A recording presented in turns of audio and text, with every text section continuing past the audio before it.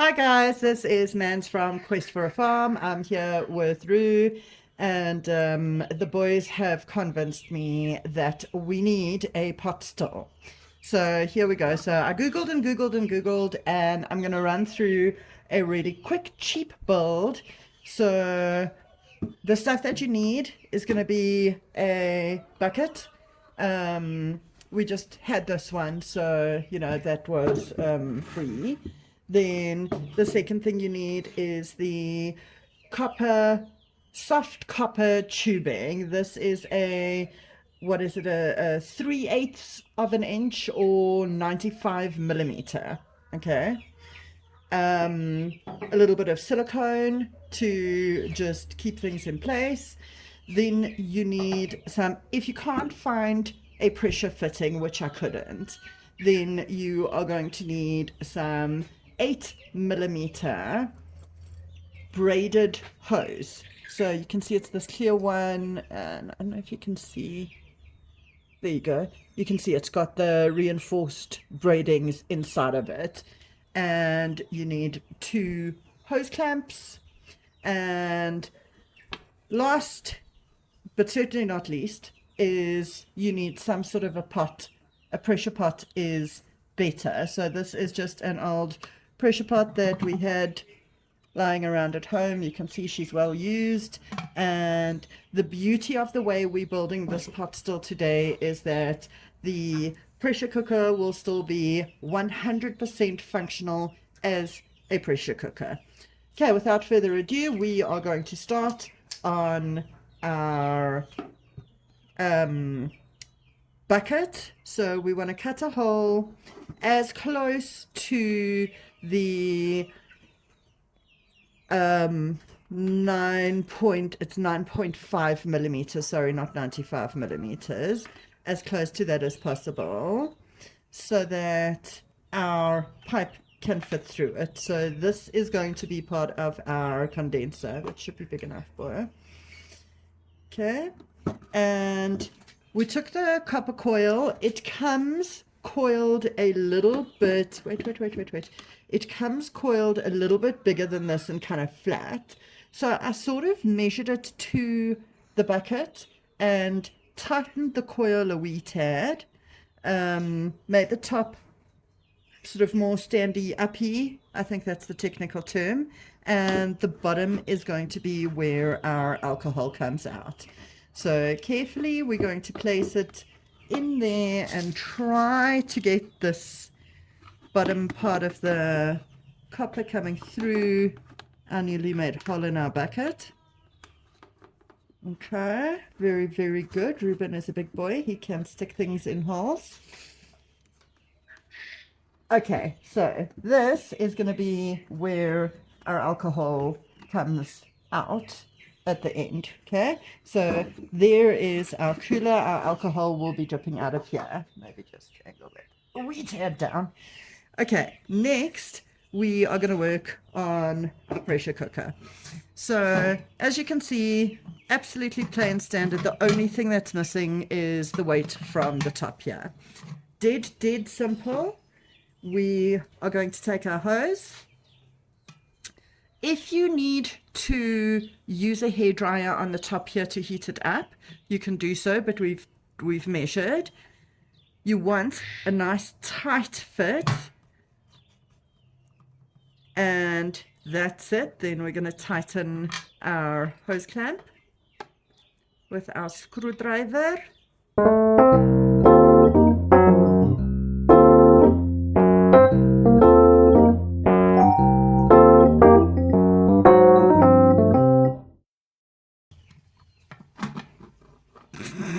Just want to make sure it's on this.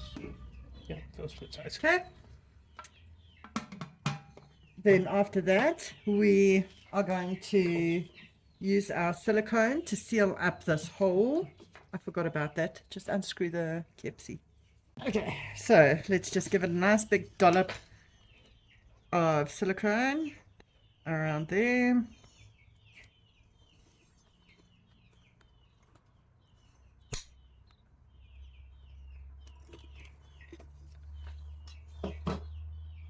Ugh. Okay, this is just for home use. That doesn't have to be particularly beautifully neat. Okay, and this is just to make it watertight so that when we put our ice water in here, it doesn't, what you call it, leak. All right, now after that, right, so we are now almost done. So we just have this bit of our coil still exposed, and simple enough, we connect our braided hose to this part of the coil. This is ever so slightly harder, and you want to get it a decent amount down so that your hose clamp can fit nicely. A little more. And if you're going to get it much more. Okay, this is where if you're struggling here, you can use a hairdryer or something to just heat it up, and then you're clamping it on here. And you've got to remember this copper wire is relatively kind of malleable and bendy, so you don't want to tighten it too tight, but you want to get it tight enough that it grips.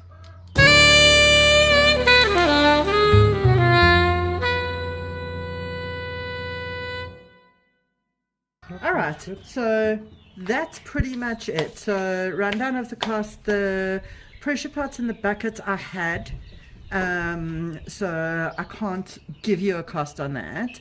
The copper wire I used, as I said, a 3/8 of an inch or a 9.5 millimeter.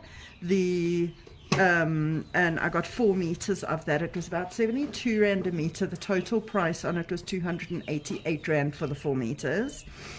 The hose plus the clamps were just a shade over 40 bucks, I think, for a meter of hose and the clamps. And the price of the silicone is negligible. So you're looking at, if you have a bucket and a pressure cooker, you are looking at just a shade over, what, 300 Rand, 320 odd Rand. And the beauty of it is, if we want to, we can just take this right off and no damage done. It'll still function as a pressure cooker. Thanks so much for watching. Please like and subscribe and stick around. I'm dead sure we'll be showing you all of our attempts at distilling. So the first thing we'll do, which I will include in this video, is tomorrow morning will do a dry run with vinegar to clean everything out. Hi, it is actually 4 days later and we are back. Sorry, I went down with a spot of flu in between. So now what we're going to do is we're going to do our first run, which is actually primarily to clean our still. So we're going to open her up. I can't remember how to.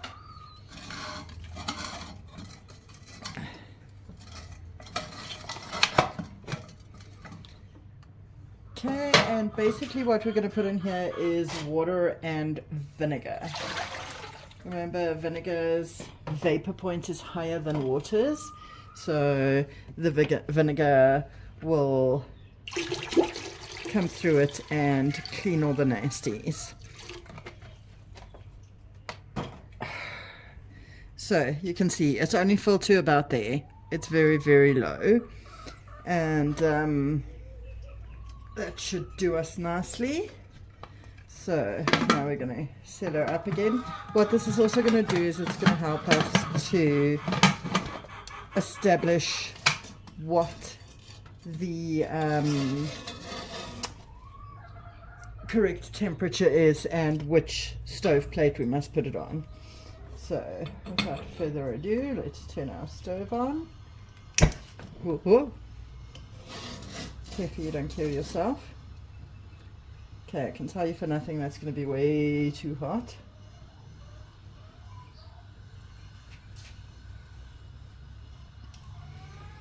Okay, so basically what's going to happen is the water's going to heat up in here. It's going to come up, force the steam here through the coil and out of the little spout. I need my chair back. Out of the little spout, and we're just going to put a normal kind of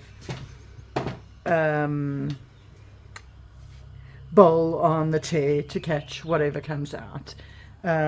What I did forget is I need some water and ice in my bucket, so let me go get that while it's coming up to temp. Okay, so about 5 minutes has passed. We're getting a little bit of like boiling action here, which we don't ideally want, so I've turned the heat all the way down. We just want the vapors, so we are turning the heat right down. I might just move it onto a smaller plate, but sooner rather than later we are hoping to get some action coming out of our little spout. Okay, so we did have some action a little earlier. The water started boiling, so steam was being released from my steam pot, which is no good. But I don't know if you can see, let's see if we can zoom in a little bit on the pipe. We have some definite action in the pipe. However, my concern is that because it's kinking down at the bottom here, I'm wondering if it's not maybe stopping the flow.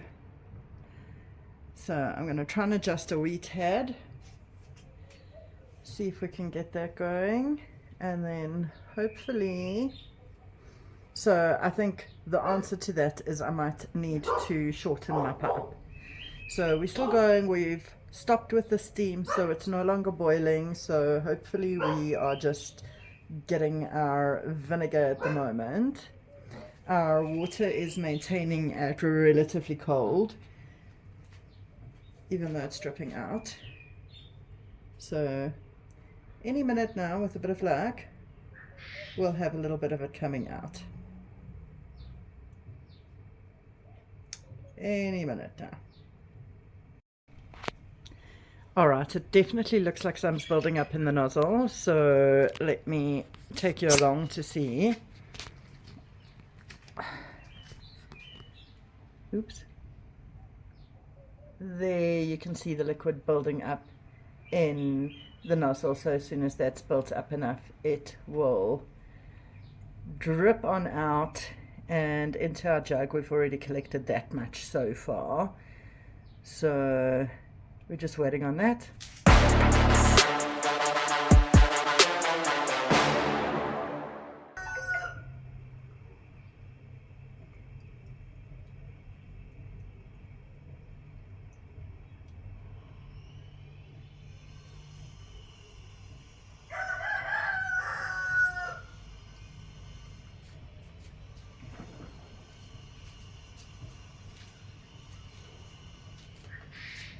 Okay, I don't know if you can see it finally doing what we wanted. It's taken about 10 minutes or so. I've fiddled around with the heat some, and we're just getting this slow drip as we are collecting. It should start running a little bit faster sooner or later,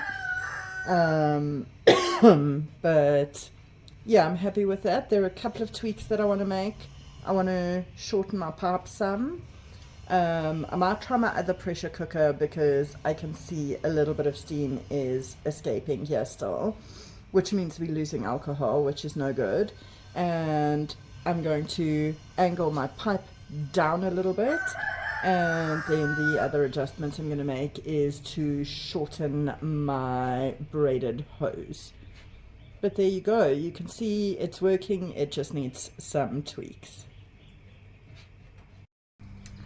Okay, so now we're all set up and our water is in with our coil with a ace blocky thingy, And there we have our catchment vessel. So now we just have to wait for it to come up to temperature, which could be a bit of a while. Okay, so what feels like 100 years later,